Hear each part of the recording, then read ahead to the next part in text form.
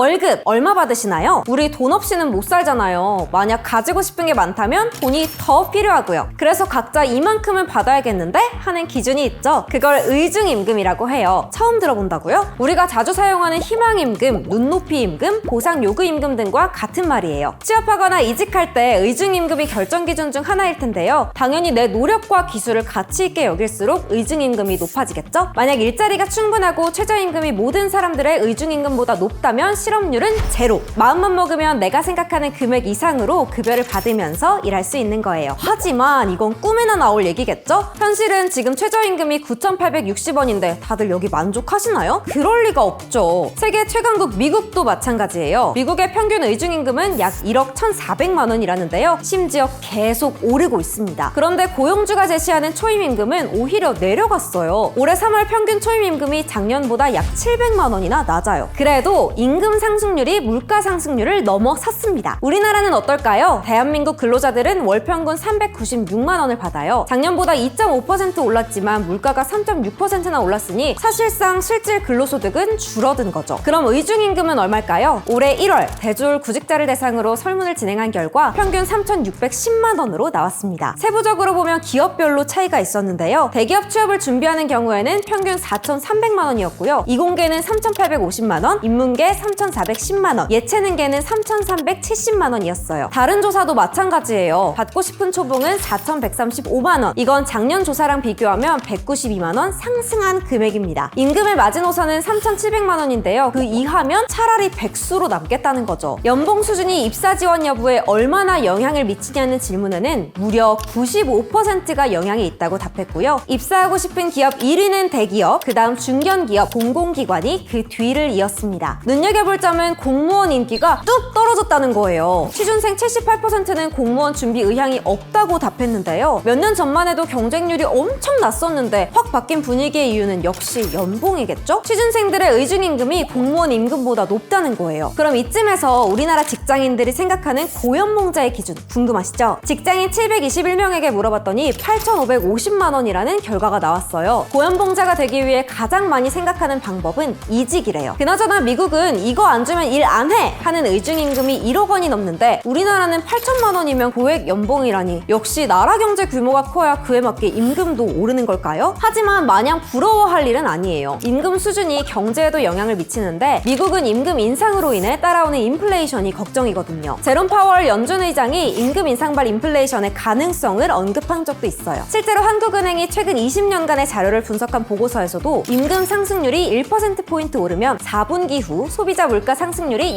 0.3%포인트 정도 상승하는 걸로 조사됐어요. 이렇게 임금과 물가가 서로를 자극하며 상승하는 상황을 임금 물가 악순환이라고 해요. 그래도 돈 많이 받는 걸 원치 않는 사람은 없겠죠? 물가는 적당히 오르고 연봉은 원하는 금액 이상으로 받으시길 바라면서 모두 돈길만 걸으세요.